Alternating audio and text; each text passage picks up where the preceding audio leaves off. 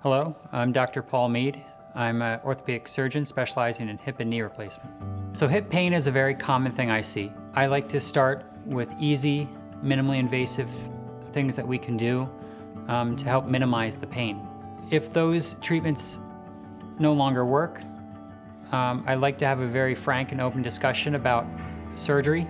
I try to be as minimally invasive as possible with surgery. I've gone through extensive training to do the most advanced techniques that are currently out there. I think a lot about an individual approach to each patient and make sure that the implant choice, the surgery, and the treatment is all customized to you. What I love about being an orthopedic surgeon is the first post-op visit for a majority of my patients.